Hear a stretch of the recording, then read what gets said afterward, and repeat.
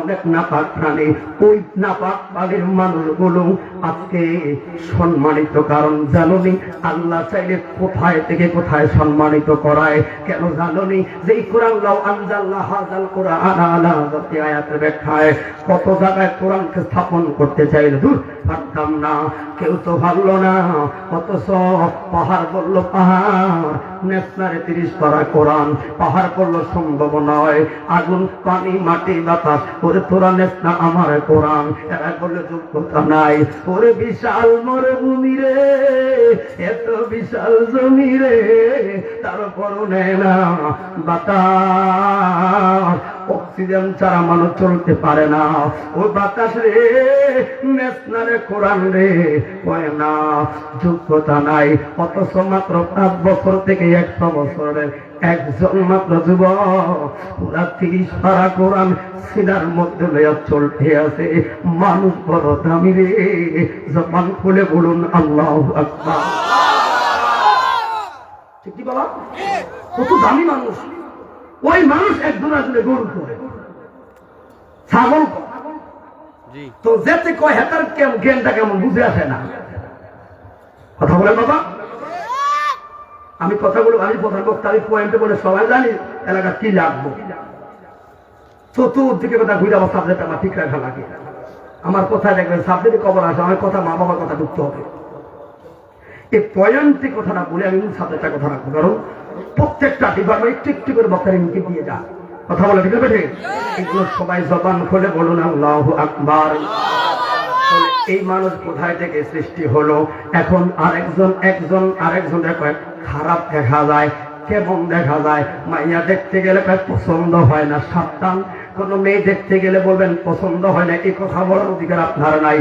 ভিন্ন কৌশল অবলম্বন করা লাগবে। কারণ আল্লাহর কোরআন বলল লাকাদ খালাকনাল ইনসানা ফি আহসানি তাকওয়িম, মানুষ বানাইলাম উত্তম আকৃতি দিয়া। প্রত্যেকটা মানুষের ডিসপ্লে আল্লাহ পছন্দ করলো। কথা বলুন ঠিক না বেঠে? আমি মানুষের রহস্যটা বলার পরে যখন মরণটার দিকে যাব তখন বুঝতে পারবেন যে আসল রহস্যগুলা কোথায়। এই কথার ব্যাখ্যায় আসলে আমরা দেখলাম কালো যেটা সুন্দর যেটা এটা আল্লাহ বানাইল। তবে মনে রাখবা জান্নাতে সর্বপ্রথম যে ছেলেটা যাবো সুন্দর না রে, এত শিক্ষিত না রে, এত আলেম না রে, ওই কালা গুচ্চা গরিব হাফসে বেলাউলে সবার আগে জান্নাতে যাবে। এই জন্য বললাম মানুষ অহংকার শব্দটা ভিতরে রাখতে পারে। অনেক প্রভাবশালীরা আছে দূর বলা হয় নাই, তারা ওই নির্হুতরাগ মাহফিল দিস আমি যাই আমি কিলাই না। ইসলামের ধর্মের ক্ষেত্রে যত ছোট হইবা ততই আমার আল্লাহ তোমার দাম বাড়াইয়া দিব। কথা বলে ঠিক আছে? যেমন উদাহরণের জন্য কথাটা বলি, ইমাম মালিক যতগুলা কথা বলা রেফারেন্সের ভিতরে দেখবেন ইমাম মালিক আমার বিষয় কিন্তু খবর আসর এই কথাগুলো বললাম চলমান এসে পরিস্থিতি দেখা বন্ধুরে ইমাম মালিককে যিনি মালিকি মাযহাবের প্রতিষ্ঠাতা, মালিককে যিনি মুআত্তা ইমাম মালিকের লেখক, এত বড় একজন আলেম ইমাম মালিককে যিনি কখনো মদিনার অলিতে গলিতে জুতা পায়ে দিয়া হাঁটে না, এত আদব এত সম্মানিত ইমাম মালিককে যিনি বলেছেন আমারে যদি মদিনার এইভাবে মালিক না রাখা মদিনার কুকুর বানাইয়া দিত কত সুন্দর হইতো। ছাত্ররা বলল হুজুর আশরাফুল মাখলুকাত বড় দাবি, আপনি কুকুর হইতে চাইলেন কেন গো? তোরা শুনে রাখ আমারে অন্তত কেউ দেখলে কইতো মদিনার কুকুর রে, এটা মনে মদিনার কুকুর। এই জন্য যুবক কথাটা কি জন্য বললাম, কি সমস্যা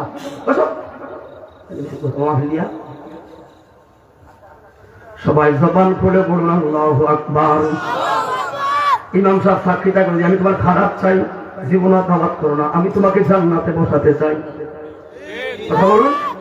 যদি তুমি বুঝতাম এই মস্তার কেমন দাম, সকাল থেকে বসে থাকতা, কারণ ধর্মের প্রতি মায়া নাই, নামাজ মরণে বস করে কিলাম। ধর্মটার প্রতি মায়া থাকলে মানুষ এগুলো করতো না, পাগলের মতো শুধু ইসলামের জন্য দৌড়াইতো। কথা বলে ঠিক আছে? বন্ধুরে এই কথাটা শুধু বলি, মানুষকে ভালোবাসা দরকার আছে না নাই?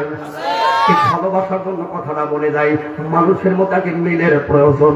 বন্ধুরে ইমাম মালিকের বাবাও ছিল জগৎ বিখ্যাত আলেম, ওই এলাকার বড় সম্মানিত আলেম। লাকাদ খালাকনাল ইনসানা এই আয়াতের রেফারেন্সে কথাটা বলে যায়। কেন জানুনি? বাবা বড় আশা কইরা বিয়ে করাইল কে? ইমাম মালিকের দাদা। কারে বিয়ে করাইল? ইমাম মালিকের বাবা হাকে। যেই মাত্র বাসর ঘরে গেল, ভাইয়া দেখলো স্ত্রী এমন কালার কালা, পছন্দ হয় না। এই কথাগুলো আমি সাধারণ কোন আলেমদের থেকে শুনি নাই। জগৎ বিখ্যাত বিখ্যাত বড় আলেমরা এই মনীষীদের কথাগুলো তুলে ধরতো। অবাক হয়ে যেতাম কি শিকার আছে। ওই যে ডক্টর কাফিউদ্দিন সরকার সালেহ সাহেব আমার মাপলে সে কথাগুলো তুলে ধরলে, তোরা দেশের ওয়াজ করো, সন্ধে আগে মানুষকে মহাত্মা করা শিখাবি, তখন দেখবি ধর্ম বলো, খবরে কথা বলো, কাঁদে না। মানুষের প্রতি এখন হারানা 1000 টাকার লাগে মানুষের খুন করে। কোন ধর্মের মধ্যে আমরা বসবাস করি? ঠিক নিও। তখন বাসর ঘরে গিয়ে ওনার বড় রাগ হইয়া গেল বাবার লগে। আমি এত বড় আলেম, এত সম্মান, এত ফেমাস আমার বাবাই দ্বারা আমার কি বিয়া করাইল, থাকতামে না। আর এই দেশে গাছটি গোলা করা শুরু করলো, অনেক বড়, এতদিকে আমি যাইতাম না। তখন স্ত্রী কদমের মধ্যে দইরা কয়, স্বামী গো, আল্লাহর দোহাই দিয়া কই, আমি কালো হইতে পারি, হয়তো আমার আল্লাহ চাইলে এই কালোর মধ্যে ফুলের মালা দান করতে পারে। ঠিক না?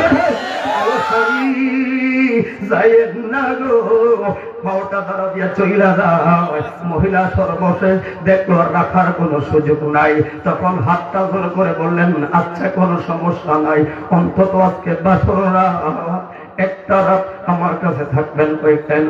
ভাই হাসরের ময়দানে আমার আল্লাহ যদি জিগায়, ও বান্দি, তোর খাতার ভিতরে নামাজ আছে, রোজা আছে, হজ আছে, যাকাত আছে, কিন্তু স্বামীর খেদমতের কোন সিস্টেম যে তোর খাতার নাই, আমি স্বামীর খেদমত করতে পারি নাই গো, একটা রাত শুধু আমার কাছে থাকবেন, একটা রাত আপনার সেবা কইরা আল্লাহর কাঠ করায় স্বামীর খেদমতের কিছু তথ্য লেখাইতে যেন আমি পারি। কথাটা আলেম তো জ্বালাইছে, রাজি হইল। সকালবেলায় নিজেই চলে গেলেন অন্য দেশে। 30 বছর পর, 30 বছর পর এবার নিজের ওই যে যৌবন গেল বাঁকা, এবার ভুল বুঝতে পারে আসলে ঠিক করি নাই, আমার দেশের মানুষের লগে আমি নাফরমানি করলাম, হাইরে এটা কি করলাম। অনুশোচনায় বড় অদিষ্ট হয়ে গেলেন। মনে করেন না, আমার বাড়িতে যাওয়া লাগবো। এই সিদ্ধান্ত কইরা কয়, স্ত্রী যদি থাকলে থাকলো, আর না থাকলে ক্ষমা চাইবো, আর না থাকলে বাকি জীবনটাও ধর্মের জন্য, ইসলামের জন্য নিজের মানুষের কাছে ক্ষমা চাইবো, আর আল্লাহ নবীর শান গাইবো, কোরআন তেলাওয়াতের কাজ করবো, দরস নিজামী বিভিন্ন ইসলামের কিতাব কাজ করবো। শেষ বয়সে যেন খেদমতটা করে অন্তত আল্লাহ দরবারে একটু ঠাঁই পায়, এই সিদ্ধান্ত উনি রওনা দিলেন। যেই মাত্র ওনার শহরে গেল, দেখলো একটা বিশাল বড় হাদিসের মাদ্রাসা। ওই মাদ্রাসার ছাত্র শুধু এই দেশের না, বিভিন্ন দেশের ছাত্ররা। উনি দেখলো এত বড় বড় মাপের ছাত্ররা এই জায়গায় বড় বড় কিতাব কামড়ে হয়ে যায়। উনি বলেন, কি রে, আমার দেশে এত পরিবর্তন কেমনে হইল গো, এটা কে রে এত বড় মাদ্রাসা দিল? যাইয়া দেখলো এক একজন ছাত্র, জগৎ বিখ্যাত আলেম ছাত্ররা। কিন্তু বন্ধুরে, বিশাল বড় মাদ্রাসায় আস্তে করে মুরব্বি ঢুকে এক কোণার মধ্যে বৈশা রইলেন। এমন সময় আবার ওই আলেম, যুবক আলেম হাদিসের তেলাওয়াত শুরু করলো। পিছন দিক দিয়া নিজের অজান্তে আল্লাহু আকবার ধ্বনি দেওয়া শুরু করলো, আর বলল, কে রে, ওরে কোন মায়ে তোর বেড হইছে রে, আমার সমাজে এত বড় হাদিসের তেলাওয়াত এত সুন্দর, কোরআনের তেলাওয়াত এত সুন্দর, তোর বাবা দন্ড, তোর মা দন্ড, আল্লাহু আকবার। বাবারা, এবার ওই হুজুর তো বুঝতে পারলো, ডাক দিল, ওই যে মুরব্বির সামনে আনো। আল্লাহু আকবার। চিনছে তো, কারণ আলেমের তার দৃষ্টিভঙ্গি অনেক উপরে। বন্ধুরে, এবার মুরব্বি চেহারা থেকে শুধু তাকায়া রইছে, আর খালি সুবহানাল্লাহ বলেন, কারণ সুবহান শব্দটাই হলো আশ্চর্য। সুবহান, অবাক অবাক করা বিষয়। অবাক কিছু তথ্য দিতে গেলে যেমন মেরাজটা হলো অবাক, আল্লাহ প্রমাণ দিলেন সুবহান দিয়া। বন্ধুর এই সুবহান শব্দটা রিসার্চ করলে আর বাকি কিছু লাগে না। এই জায়গায় সব কথা বলেন, এই জায়গায় সব আল্লাহ পাক এমন নাজরানা দিলেন আর বলেন, তোর বাবা ধন্য, তোর মা ধন্য। ওই ছেলে কোরআন হাদিস তেলাওয়াত করে আর মুরব্বি শুধু চোখের পানি ফালায়। এবার ক্লাস শেষ, ক্লাস শেষ, তোর বাড়িতে না যাইব রওনা দিল। ওই আলেম যেই পথে যায়, মুরব্বি দিয়ে ওই পথ ধরছে রে। আল্লাহু আকবার। ওই আলদসে এবার আলেম তো যুবক চলে গেল, আগে আগে দেখে নাও। এবার ওই মুরব্বি বাড়িতে যাই স্ত্রীরে ডাক দিছে, কই গো আসনি গো, আসনি গো, আমি না ফরমান আইছি। কোনটা দিয়া কালো সেই মহিলা সালাম করলেন, কদম মুসি করলেন। স্ত্রীর নাম ধরে ধরো ওমা বলে, সকিনা। ক্ষমা শব্দটার আগে মহিলার একটা চিৎকার মরে বলেন, আমাকে জাহান্নামী বানাইয়েন না। স্ত্রীর কাছে ক্ষমা চাইলে জাহান্নামী হবো আমি। আপনি আইসা আমার ডাক দিতে, স্বামী আল্লাহর কসম ৩০ বছরের দুঃখ নয়। কেমন স্ত্রী, কেমন স্ত্রী! হাই রে, এক জায়গায় কতটি মাপে খেয়াল করেন আপনারা।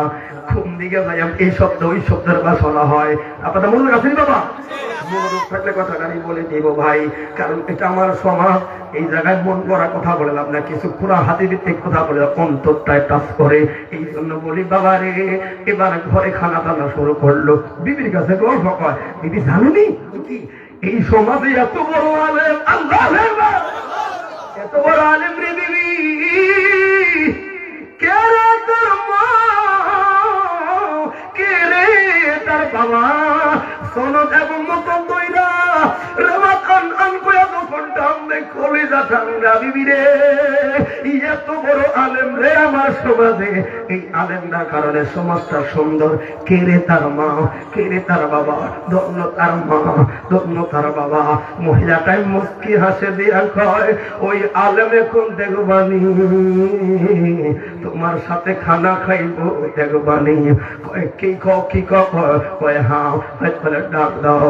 কয় কই রে মালিক রে, তোর বাবা আইসা রে।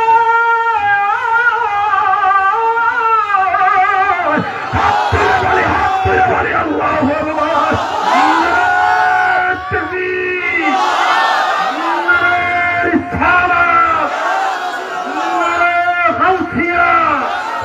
আরে সুন্নাত ওয়াল জামাত, মুফতি জুনায়েদ সিদ্দিকী কাদেরী সাহেব, বাবার সালাম করে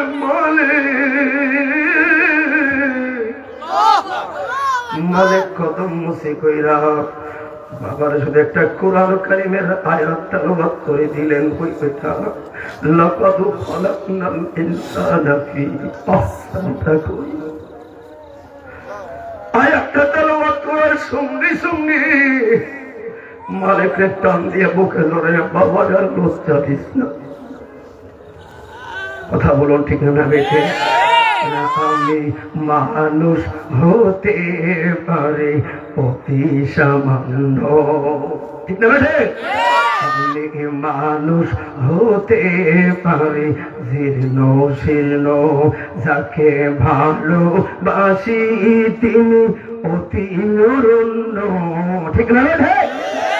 যাকে ভালোবাসি তিনি অতি অরণ্য। আমি মানুষ হতে পারি জীর্ণ শীর্ণ, স্বয়ং আল্লাহ তাআলা যাহার সম্মান বাহারায়। জবান খুলে বলুন ইয়া রাসূলুল্লাহ। তখন আমি বললাম, এবার মানুষ যখন বুঝতে পারবেন তাহলে ওই মানুষের সামনে মরণের কথা বললাম। কথা বলছেন আপনারা? তাহলে এখন আমরা বুঝতে পারলাম মানুষ মানুষকে কখনো চেহারাগত কারণে যে কোনো কারণে ঘৃণানোর কোনো সুযোগ নাই। এই জন্য বাবা মনে রাখবেন গো, এই দুনিয়া আজ আছে কাল নাই, কারণ আর দুনিয়া মাযরাতুল ফিল আখিরা, দুনিয়াটা হলো আখিরাতের জন্য একটা শস্য ফুলের দানা। শুধু তাই নয়, আর দুনিয়াও ইমতিহানু ফিল আখিরা, দুনিয়াটা হলো আখিরাতের জন্য একটা পরীক্ষার জায়গা। আমরা এখন পরীক্ষা দিচ্ছি রে বাবা, কেউ 33 পায়ও পাস করে, কেউ 90 পায়ও পাস করে, কেউ 99 পায়ও পাস করে। যেমন 90 থেকে 99 ধরে হলো সাহাবায়ে কেরামেরা, আমরা তো দিতে পারবো না গুনাহগার, অন্তত 33 হয়েও যেন নবীর কদমে ঠাই পাই। কথা বলুন ঠিক না বেঠে? কারণে দুনিয়ার মায়া পড়ে গেলাম। এবার বলুন আপনার কোন জায়গায় মরণ হবে আপনি কি জানেন? আমি বললাম তাহলে কোন জায়গায় মরণ হবে আমি কিছুই জানি না। তাহলে কিন্তু এটা জানি যে জায়গায় মরণ হবে টাইম টু টাইম ওই জায়গায় আমি প্রেজেন্ট। ঠিক না বাবা? আমি জানি না কোন জায়গায় আমার মরণ, কিন্তু এটা জানি রে বাবা টাইম টু টাইম ওই জায়গায় আমি উপস্থিত। তাহলে আমি কথাটা এই জায়গাতে শুরু করলাম। এই আয়াতের ব্যাখ্যা আপনারা জানেন, হযরত সুলাইমান আলাইহিস সালামের প্রথম ওযি। কারণ বাবারে কোন নবী রাসূলদের তথ্য যদি দিতে হয় তাহলে আপনি বুঝতে হবে নিশ্চয়ই এটা তাফসীর গাছে। কারণ নবী রাসূলদের গল্প কোন হাদিস বা অন্য কোন পুঁথির মধ্যে ফাইলিটা পাঠ পারি, কারণ নবী রাসূলদের তথ্য একমাত্র আল্লাহ কোরআনে জানাইছে। কথা বলুন ঠিক না? এই জন্য কি কষ্ট হবে আপনাদের? কথা বলতে হবে একটু। তাহলে আমার এটা জানি কি মরণ হবে জানি, কিন্তু কোন জায়গায় জানি না। তবে এটা জানি যে এই জায়গায় মরণ হবে ওই জায়গায় আমি উপস্থিত। কি বাবা? সুলাইমান নবীর প্রথম ওজির আপনারা আসিফ বিন বরখিয়ার বড় ভাই হামিল বিন বরখিয়া, যার দায়িত্ব ছিল প্রথম সকাল বেলায় শুধু কি আপনারা যাবেন নাকি?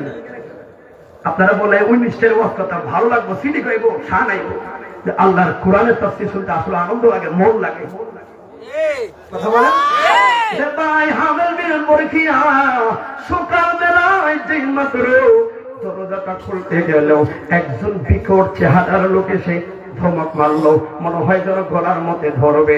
হামিল বিন বরখিয়া চিৎকার মাইরা গো, চিৎকার মাইরা একটা দৌড় মারলেন, সুলাইমান নবীর কাছে গেলেন, ডাক দিলেন সুলাইমান ও আল্লাহর পয়গম্বর, এমন একটা লোক দেখছি গো আমার মেরে ফেলবে, আমার থাবা খাইতে আসলো, তো আমি কি করতাম রে? গতকালকে আপনার একটা মন্ত্রী সভা মিটিং করলেন, ওই বেবিলনের রাজ্যের সাফা নামক অঞ্চলে একজন গভর্নর লাগতো, কয় হ্যাঁ মেহরবানি কইরা প্রথম উজির লাগতো না, আমার বেবিলনের গভর্নর বানাইয়া পাঠাইয়া দেন।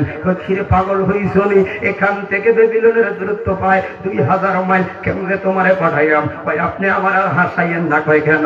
কয় বাতাস না শুনছি সুলাইমান নবী কথা শুনে গো আল্লাহ চলে আমার আর দেরি করবা না, এই মুহূর্তে আমার বাতাসটা ডাক দিয়ে পাঠাইয়া দাও, যেই কথা সেই কাজ। সুলাইমান নবী বাতাসের হুকুম দিলেন, পলকের মধ্যে বেবিলনে পয়সা গেল। ঠিক পরের দিন 10:30 ধরেন, 10:30 ওই ভদ্রলোক আবার আয়া দরজায় নক করলেন। এবার সুলাইমান নবী মুস্কি হাসে দিয়া কয়, এত বড় ধমকটা তো না দিতেও পারতেন। সুবহানাল্লাহ। সুলাইমান নবী ছিল কে জানুনি? এই ভদ্রলোকের নামে হলো মালাকুল মউত। কি কি? মালাকুল মউত। এবার মালাকুল মউত বলে, সুলাইমান পয়গম্বর, আমি আপনার প্রথম উজির হামিল বিন বরখিয়ার, চতুর্থ আসমানে আমার সিংহাসন, পাখাটা যখন পড়ে গেল পলকটা নিয়ে তার তথ্যটা দেখলাম, মৃত্যুটা অমুক তারিখ সকাল 10টা বাজে। খেয়াল করেন, কিন্তু আবার তার মরণ লেখা বেবিলনের রাজ্যের সাফা নামের অঞ্চলে সকাল 10টা। কিন্তু লোক যে এখন আছে আপনার জায়গায়, এখান থেকে ওই জায়গার দূরত্ব হলো 2000 মাইল। আর হাঁটতে গেলে প্রায় 1.5 মাস সময় লাগবো। কোন রকেটের সিস্টেম নাই, কোন বিমানের সিস্টেম নাই। লোক যে আপনার কাছে আল্লাহ যে মরণ লেখছে বেবিলনের অঞ্চলে, হিসাব তো আমি মিলাইতে পারলাম না। সুলাইমান নবী গো, আমি তার 10টি ভাই করলাম, আমি ভাবলাম কেমনে রে সম্ভব এই জায়গার লোক 2000 মাইলে, সময় তো মাত্র আছে 15-16 ঘন্টা। এই ট্রেনে ওই লোক প্রধানত কোনো কৌশল নাই, কোনো কৌশল নাই। তোর মরণে ওই জায়গায় লেখা, আবার লাতাব দিলে কালিমাতিল্লাহ, খোদার শব্দ বাচন ভঙ্গিতে চুল পরিমাণ মিথ্যার আসল দিলে সেটাই মান্য হয়ে যাবে। কোনো মিথ্যা হতে পারে না, সিদ্ধান্ত এটাই হলো রাই, ওই জায়গায় মরবে। কিন্তু হিসাব তো মিলাই না এই লোক যে আপনার এই জায়গায়। এই জন্য আল্লাহর নবী গো, দরজাটা খুলতে না খুলতে একটা ভয়ঙ্কর চেহারা দইরা একটা দমক দিছি রে, একটা দমকে আপনার কাছে গেল। বাতাসের মাধ্যমে জায়গা পরিমাণ জায়গায় গিয়া পৌঁছল। পরের দিন আজকে সকালবেলায় আমি ওই জায়গায় যাইয়া দেখি আমার রোগী সেকেন্ডের মধ্যে ওই জায়গায় হাজির। আল্লাহ মরণের শীতে যখন আসবে আমার, আসবেনি আসবে আসবেনি তালকিন দিও বারে বার, মরণের শীতে যখন আসবে আমার, কালিমা তালকিন দিও বারে বার, প্রাণ ভরে দেখবো চেহারা তোমার, দেখে নাও রোজা তোমার। রাসূলুল্লাহ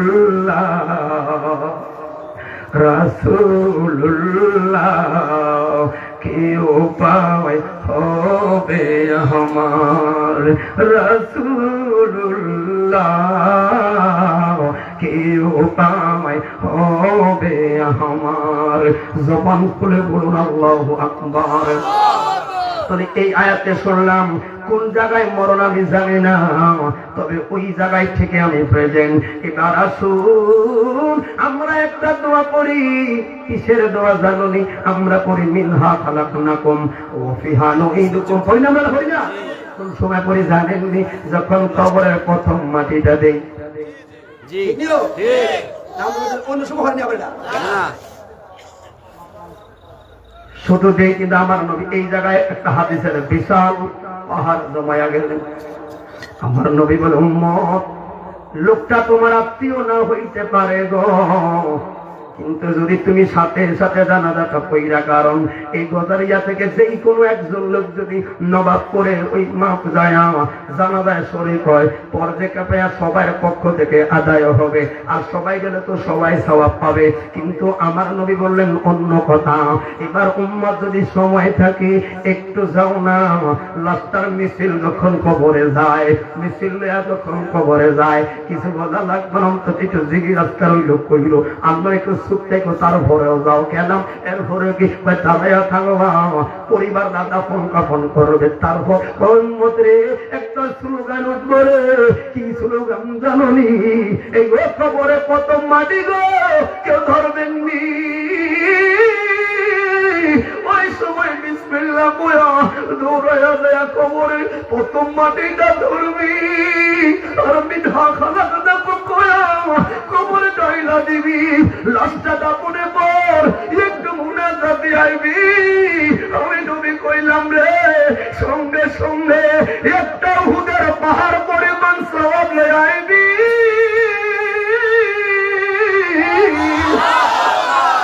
ইসলাম ধর্মটা কত সুন্দর, কথা বলে ঠিক না ভাই? ঠিক।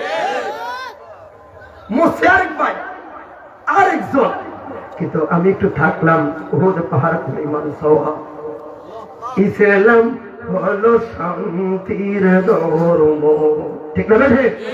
এই জন্য বাবা তাহলে আমার এই কথা ওয়াজের পাকে একটা আমলের কথা বললাম, করতে পারবেন ইনশাআল্লাহ? খেয়াল করবেন। তাহলে এবার আজরাইল যে আসবে, নবীর কাছে সাহাবীরা প্রশ্ন করলো, তো কবর দেন কোন সময়? মরা দিতে আছে কথাটা ঠিক বলতাম বাবা, একটাই শেষ করি। এরপর হালে দেয় কবর হাসর পরে দূরে আগে সামনের টাঙ্গ লাগবো। আমার কথা কষ্ট পাচ্ছেন আপনারা? এই জন্য বলি বাবা, জানলে কথা এক জায়গায় বলা যায়, এক জায়গায় বলা যায়। কেন মনে রাখবেন, এবার নাও আমার সামনে যে আজরাইল আইব, কষ্টটা কেমন? সাহাবীরা না প্রশ্ন করলো মৃত্যুর যন্ত্রণা জানতে চাই। আমার নবী বললেন, সাহাবীগণ, একটা ছাগল বা বকরিরে জবাই না কইরা যদি টাইনা তার চামড়াটা খোলে কেমন লাগবে? আমার নবী একটু প্রশ্নটা করতে না করতে এবার তাকাইয়া দেখলো মসজিদের নববীতে লাফায়া লাফায়া সাহাবায়ে কেরামরা কান্না শুরু করলো। সাহাবীরে শুনরে, এর চাইতে আরো কষ্ট দিয়া আমার গজারিয়ার উম্মতের রূহ নিব। ইমাম গাজ্জালী কয়, আজরাইলের কষ্ট এক জিনিস রে, তাই কষ্টের চাইতে বান্দার কার্যকলাপ দেখা মৃত্যু সজ্জার ব্যক্তি বড় একটা গুসা আর অভিমান হইব। এমন বড় অভিমান হইব, অভিমানটা কি জানুনি? সামনে তাকাইয়া দেখবো, খিরে আমার বড় ছেলেটা দাঁড়িয়ে রইল, আমার টাকায় আমার ছেলেটা সফল। এই ছেলেরে সরকারি চাকরি, ওই নবাবপুরের ব্যাংকে চাকরি দিতে যায়, তো কত কার্যকলাপ করলাম, ছেলে সফল। ওমা বামে খেয়ে আমার মেয়ে সফল, আমার কান্দের কাছে ওকে মেয়েটা সফল। বন্ধুরে, ওই সময় বাবার বড় অভিমান হবে, নিষ্ঠুর, তোরা সবাই সুখের বাগলইলি, তোমার সুখী করতে যায় প্রবাস নামের জাহান্নামে মরুভূমির বালুরে গাম খাওয়াইছি আমি বাবারে। তোমার সুখী করতে যায় ওই গদরিয়া পয়সালের মাঠের রইতে চলছি, তোমার সুখী করাইতে যায় ঢাকার শহরে বইরে রইছি, তোমার সুখী করতে যায় পয়সাল বাজারে হাতে লাইট লেয়ার নেট গেটের চাকরি করলাম। তোরা সবাই সুখী রে, তোরা সবাই সুখের বাঘ লইলি, তোদের সামনে দিয়া আজরাইল যে এত কষ্ট দেখ, আজকে দুঃখের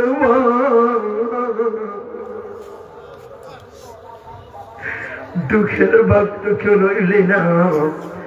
এই মুহূর্তটা দিনটা আমার আপনার সামনে আছে না নাই? আপনার সামনে আছে না নাই? হিসাব মিলে দেখলাম এগুলো একজনও তো আমার আপন না, অথচ এগো উদ্দেশ্য করে সব চাইতে বড় গুনার ভাবি আমি। এরকম সিস্টেমে পড়ে, এরা সিস্টেমে পড়ে মাত্র সামাজিকতা। ওই যে কোরআন করছে নাকি, ইয়াউমা তামলিকু নাফসুন লিনাফসিন শাইআ, হাসর ময়দান যখন কায়েম হবে এক আত্মা আর এক আত্মার বিরুদ্ধে। হিসাব মিলিয়ে দেখলাম এগুলো দেখে আগে আমার বিরোধী আপনকে রে, আপনকে শুনে রাখ। ওই মোরা 10 সেকেন্ড আগে আস্তে করে কাবলামুখী হয়ে যায়, তখন সবাই একটা স্লোগান হয়তো বুঝি না, ওই সময় কয় সব গুণ হলো স্বার্থপর, আপনকে জানুনি। ওই পশ্চিমে তাকায় কই গো মা, আমি নর নয়ন মনি গো, ছিলাম নাই আপনারে সিনসি পরিবার রে, ও মায়ার নবী গো, আপনার কথা শুনি নাই, আপনার কথা মানি নাই। আপনি বললেন মসজিদে আসো, আমি যাই নাই। আপনি বললেন হালাল খাইতে, আমি খাই নাই। আপনার দেই নাই, সবাই দিদি পরিবারে। হিসাব মিলে দেখছি এরা আপন না নবী গো, আপনকে যিনি এখন রওজায় শুয়ে উম্মতি উম্মতি বলে কান্দে রে, আপন একজন রে রহমতুল লিল আলামিন। হাত তুলে বলেন, হাত তুলে বলেন, ঠিক না? ঠিক বাবা, হিসাবে নবী আমার আপন, কারণ নবী আমাকে জান্নাতে নেওয়ার জন্য 90-টা বছর ইঞ্চি জায়গা শুধু উম্মতের জন্য ব্যয় করে। আর সেই উম্মত গুলো ওই নবীর আদর্শ থেকে সরে মসজিদ খালি। কথা বলেন, তাহলে বলুন সালাম কি? এই জায়গায় দেখলাম তো ছেলে মেয়েদেরকে দেখলে আপনারা মনে কি করে আমরা কালেমায়ে শাহাদাত পড়ি, ঠিক নেই? কিন্তু ওই যে বাপ মা দিনী মরে উনি কিন্তু বিরক্ত বোধ করে, সত্যরা কিন্তু স্নায়ু শক্তি তো নাই, বলার ভাষা নাই, বলতে পারবে না। যদি বলতে পারত ওই সময় ছেলের বলতো, ফুতরে আজরাইলে বেসার বড় কষ্টের মসজিদ রে গোলার মালা বানানো। মেয়ের বলতো, মা আজরাইলের কষ্ট সহ্য করতে পারবি না মা, পর্দা ছাড়িস না রে মা, বলতে পারবে না। ওই সময় যদি নবীর মুহাব্বতটা রাইহা নামাজটারে যদি গলার মালা বানাইতি, হালাল পথে যদি চলতাম, আজরাইলে কষ্ট দিব ঠিকই, কিন্তু পশ্চিম দিক দিয়ে একজন আয়া কইব, গজরিয়ার পাগলা, গজরিয়ার পাগলা রে, আমি নবীর দেখো নাই, নবীর ভালোবাসো, কুরআন হাদিস মক্কা মদিনায় শুই না বিশ্বাস কইরা মসজিদা ছাড়লি না, তোর মরণ কাল তো ভুলে নাই রে। আজরাইল কষ্ট দেয়া লাগেনি রে, কয় হ্যাঁ, আর নূরের নবীর চেহারা তো কয় ওই সময় নবীর চেহারা দিকে তাকাইবা, আজরাইলে কষ্ট ঠিকই দিব, খেয়ালে থাকবো না, কারণ নয়নে নবীর চেহারায় প্রেমের সাগরে বেশে। এই জন্য তো বলি মরণে জানে পারতেন না আপনারা নতুন আশিকি সব কত মায়া করে লেখছে, কিন্তু আমার কণ্ঠটাকে অন্তরে একটু অ্যানালাইসিস করবেন, পারলে বলবেন, না পারে চুপ করে শুধু নবীকে অন্তরে স্থাপন করার চেষ্টা করবেন। মরণে দেখিও আকা কাছে বসে কালে মাতা করি। আপনাদের দেশের মেয়ে আমার তো 2টা ছেলে মেয়ে আছে, বাস্তব একটা ছোট্ট কথা রাগ হবেন না।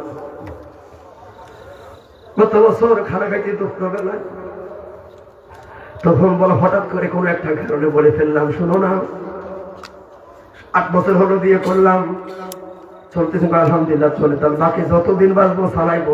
বিয়ে করছেন চালাইতেন জানি? হ্যাঁ হ্যাঁ চালান। তোর কেমনে খাওয়াই তোমার তো দেখার বিষয় না, ঠিক নেই? কেমনে চালাই তোমার দেখার বিষয়, তবে চালাইতে হবে।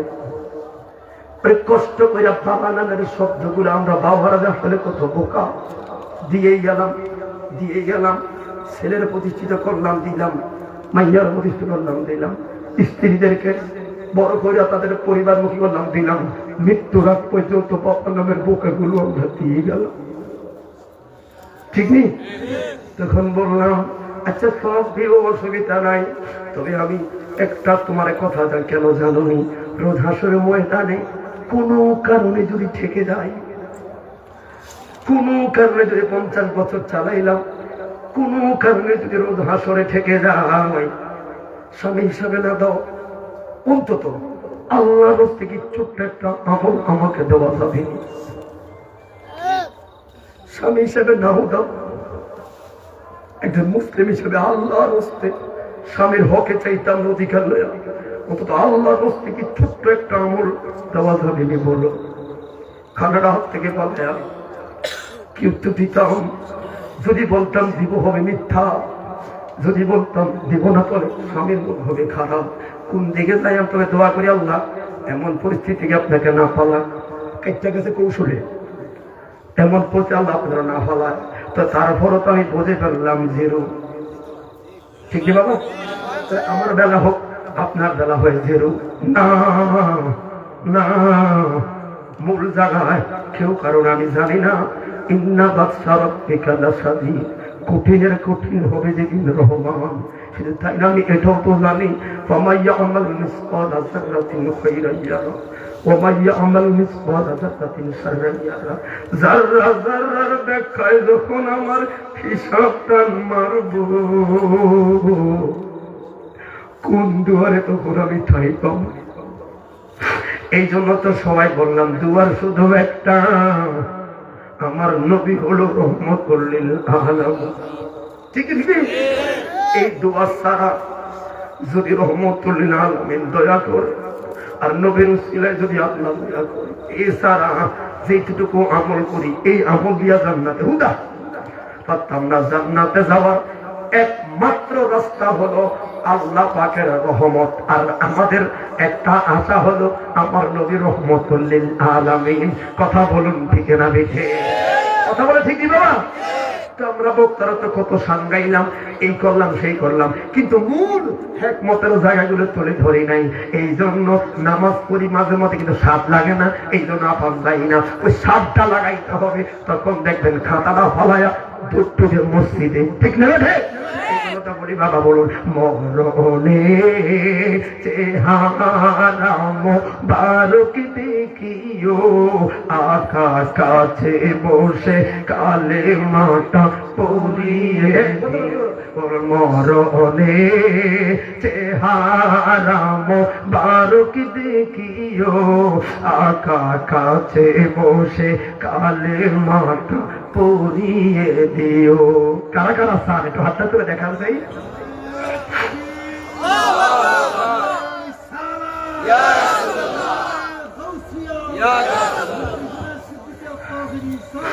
চলে এবার তো শিখছেন, একটু আপনার করে আর কি নবীর কাছে বলুন। মরণে চেহারাম বারক দেখিও, আকা কাছে বসে কালে মাথা পড়ি। রোজা মুবারক, রোজা মুবারক, রোজা মুবারক, বারবার নিও নুরানি কদমে চুমিতে দিও,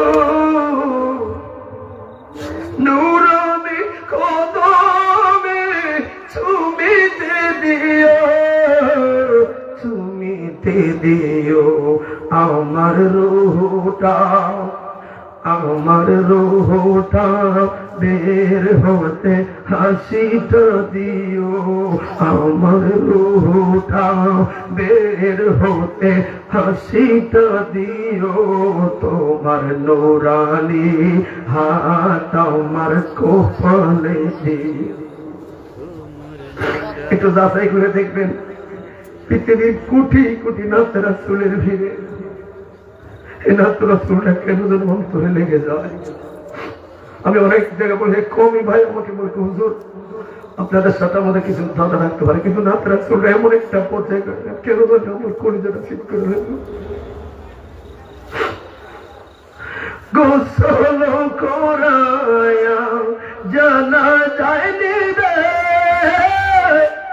ওই সময় রহমতের নজর দিও, নজর দিও আমায় কবরে রাখলে আকা তখন আসিও, যখন কবরে শোয়াবে তখন আসিও, তোমার নূরানি বুকে আমায় টানিয়া নিও, তোমার নূরানি বুকে আমায় টানিয়া নিও, মরণে চেহারাম বারক দেখিও, আকা কাছে বসে কালে মাথা পড়িয়ে দিও। জবান খুলে বলুন আল্লাহু আকবার। এতক্ষণ পর্যন্ত বুঝতে পারলাম মৃত্যুর যন্ত্রণা আছে না নাই, কিন্তু এখন আমি আয়াতের অনেক বাহিরে আসলাম। ওই যে বললাম মিনহা খালাকনাকুম, দুইটা ক্যাটাগরিতে তাফসীর ইবনে মাযহার এর তথ্য পেলাম। এটা একটা মাত্র বললাম, আর একটা ব্যাখ্যা বলবো আপনাদেরকে। আপনি থাকবেন আর ইনশাআল্লাহ তোমার বাসা বাসা কিছু বুঝে প্রয়োজন আছে, আপনি একটু যাচাই করে দেখেন। যে যতগুলো মাহফিল হচ্ছে আমাদের সাথে একজনের বেশি আছে, দেখেন এত মাহফিল। আল্লাহ সবাই জবান খুলে বলুন আল্লাহু আকবার। এই জন্য বললাম হুজুর বড় মঞ্চের বক্তা মনটাকে খারাপ না, এই মানুষ কম হলে একটু নজরটা চলে যায় বদরের যুদ্ধের ইতিহাসে। বদরের যুদ্ধ কথা মনে আছে আপনাদের? বদরের যুদ্ধে 313 জন মাত্র, কিন্তু কে বললো 313 জন? যুদ্ধ করা মাত্র লোকে ছিল মাত্র 50-60 জন। 313 জন বইরা অনেক কিলো মিলাইয়া নিলেন। বন্ধুরে মাত্র তোর যুদ্ধ করার মতো প্রশিক্ষিত মাত্র 50 থেকে 60 জন, আর মুরব্বী সব মিলাইয়া 313 জন রওনা দিলেন। ছোট যুবক আছে, ওই মাইয়া তারা 2 জন ভাইও আছে গেল, কিন্তু কথা ওইটা না। ওরা সবাই 1000-এর মধ্যে সবাই লাঠি না, সবাই হাতে তরবারি, তীরন্দাজ সব রাইট, কিন্তু মুসলমানের কেউ নিল আম গাছের ডাল, কেউ জাম গাছের ডাল, কেউ নিল খেজুরের ডাল, তরবারি মাত্র 50-60 জনের। কিন্তু কিল্লাই যাত মূর্তি নিজাত কয় না, আল্লাহ চাইলে আম গাছের ডাল দিয়া বোঝায় মারতে পারে, ঠিক না বেঠে? এটাই হলো ইসলামের বড় সাহস। ও বন্ধুরে, ব্যাখ্যায় আজরাইল যে রূহ নিব কবরে যাওয়ার আগে তো কত ঝামেলা। এইবার 2 নম্বর তত্ত্বটা বলে আমি যেটা গ্রহণ করব, সাকরাতুল মউতের বিছানা বড় কঠিন। আল্লাহু আকবার। ওই একটা মিনিটের জায়গাও ইমানটা আপনার বিক্রি হয়ে যেতে পারে, ঠিক না বাবা? কারণ ইবলিস শয়তান আল্লাহর কাছে সেই ইস্তেহার লইয়া লইছে, আল্লাহ 6 লক্ষ বছর যেহেতু ডিলিট করলেন, 12টার মধ্যে শেষ করবো, 12টার মধ্যে শেষ করবো বাবা। তাহলে মনোযোগ দিলে 15 মিনিট কথা শেষ করবো, বাকি 15 মিনিট মিলা, ঠিক আছে ইনশাআল্লাহ? আমার বাবারা, এই জন্য আমি এটি সিঁড়িটা গায়ে যাই না, তথ্যভিত্তিক কথাগুলো বলি, এই জন্য কোরআন থেকে এখনো বের হই না। ও বাবা, আমি মূল কথাগুলো বলছি, একটু মরণকে স্মরণ করেন। মরণকে স্মরণ করলে একটু অন্তরটা যদি শীতল হয়, শীতল অন্তর দিয়ে একবার মায়া করে আল্লাহর ডাক দাও, ওই একটা ডাক তোমার জান্নাত পর্যন্ত পৌঁছে দিতে পারে। আমার আল্লাহ বড় দয়াময় রে, দয়াময়, ঠিক না বেঠি?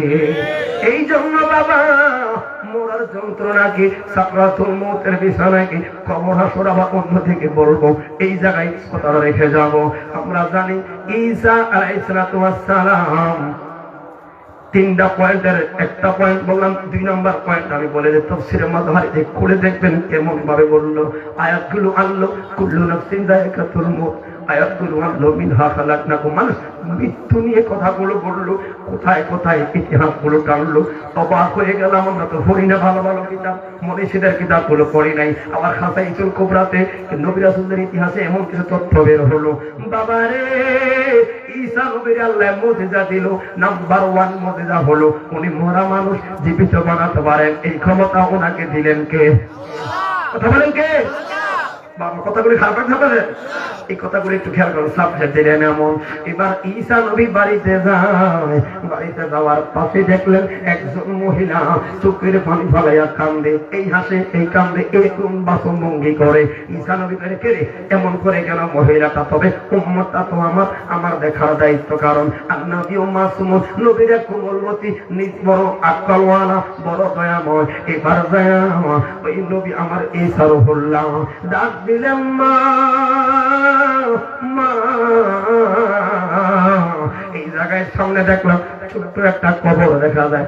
কাল লাগে কথা গো, কাল লাগে কথা গাও। আমরা এমন মানুষ হলাম, ওরে নিজের ঘরে টাইলস লাগাইলাম, মার কবরটার উপরে, বাবার কবরটার উপরে ময়লা ভরিয়া দিয়েছে, চিনেও না। একটু জিয়ারত করবো, সিংহ রাখে না, মা বাবার কবরে নিজের ঘরে ভিতরে টাইলস লাগায়, কত সুন্দর লাগায়।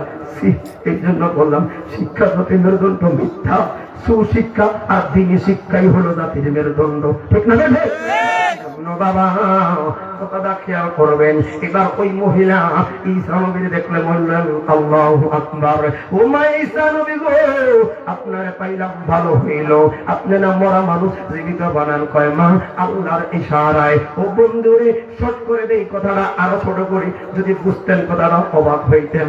শর্ট করে কথাটা বলি বন্ধুরে। এবার মহিলা বললেন, 8 বছর আগে আমার স্বামীকে হারাইলাম। ও ঈসা নবী, সংসারে মাত্র আমার 13 বছর একটা ছোট্ট মেয়ে। আমি অনেক কম, ওই যে খালিদ সাইফুল্লাহ হুজুর কমই আলেম, আমি দেখলাম কি অবস্থা উনিও করতেছে। আসলে মরার ক্ষেত্রে কোনো কিছু না রে বাবা, কমই আমরা সবাই এক দ্বিধাদ্বন্দ্ব গুলো ভুলে আল্লাহ নবীর শান সামনে নিয়ে এগিয়ে আসতে পারলে নাস্তিকরা এই সমস্ত দেশটাকে ধ্বংস করতে পারে না। কথা বলো, ঠিক না? আমরা মুসলমানরা খেলাটালি করি, এগুলা ভালো না। কথা বলেন? এই জন্য বলি বাবা, খেয়াল করো। তবে রাসূলের পাকের মুহাব্বত করে বড় উঁচু জায়গায় রাখতে হবে, কারণ নবী আমাকে ধর্ম শিখালো, নবী আমাকে দিন শিখালো। কথা বলেন, ঠিক না? এই জন্য যুবক ও কাদারিয়ার বাবারা, যারা মরতো না কথারা থাকতো সবই তারা আমার মরণ লাগবো, আমার মরা লাগবো। কাল লাগা গেলাম ঠান্ডা না কম্বলে, কালকে কাম আছে বলা ভাই হবেন। তিনি প্রথম সালের আমার বিরোধী বিরোধী বন্ধুরে। রহমত অনেক প্রকার হতে পারে, আপনি দেখেন শুধু ঠান্ডাটা পড়ে, কিন্তু এই ঠান্ডার ধীরে খোদার অসংখ্য রহমতের বান্দার প্রতি বলে খেয়াল নাই। ঠিক নেই ঠিক নেই। এই জন্য বলি বাবা কি ও মামা, হ্যাঁ থাক শেষ করে, হ্যাঁ সবাই যাতে একটু কমে খান না, কিন্তু আমরা সাহেব আপনাকে দিতাম, আপনি বলতেন না। আমরা তাই একশো একটা কত রকম বস করছি না। আজকের কথা বলে বোঝেন যে ফলামেন্টে পরিবর্তন হয়েছে, আমরা কিছু বুঝতে পারবো না। হ্যাঁ এরকম কথা আগে বলতাম, তো ভাইরাল দরকার নাই, কিছু বুঝতো। ঠিক কি বাবা? যাচাই করতেছেন আসলে কি বলে গেছে, কারণ মিডিয়া দখলগুলো মিডিয়া দেখেন শুধু একটাই মাত্র উদ্দেশ্য, কুল্লু সাইয়েন ইয়ারা যে কবিলা মূলে কথা না বলে গেছে। হয়তো ভালো লাগা পিড়ি করলে ঠিক বাংলা আর একটু কথাটা বলতাম না আসলে। আরো ঘটনা, সবাই জবান খুলে বলুন আল্লাহু আকবার। বাবা থাকবে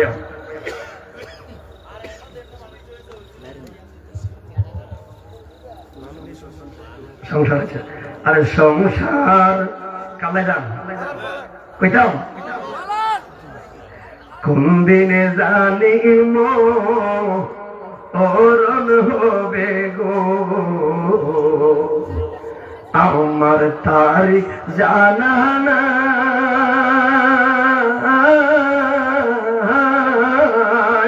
মরণ কালে একবার হইল রে নবীর দেখা পায় রে, সোনার জীবন গুনায় গুনায় গেল রে, সংসার সংসার কইরা বলে গো, আমি করলাম না বন্দিগি,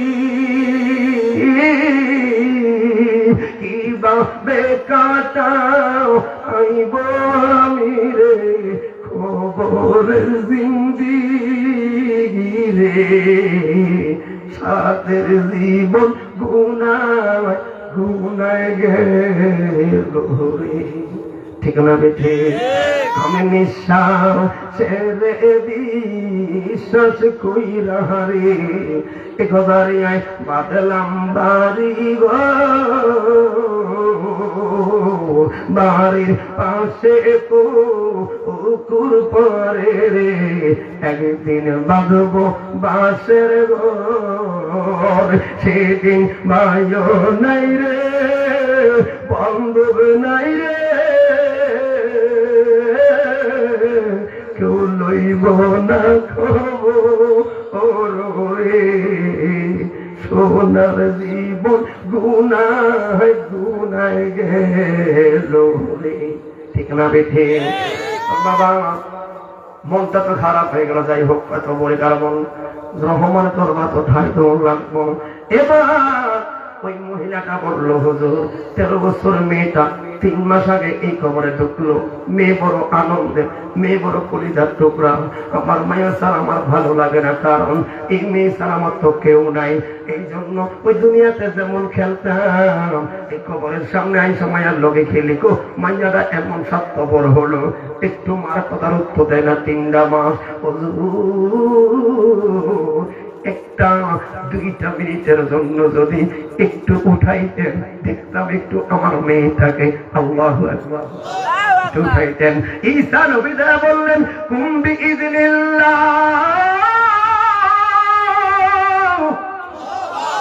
কুম বিইذনিল্লাহ, আল্লাহর হুকুমে দাঁড়াও।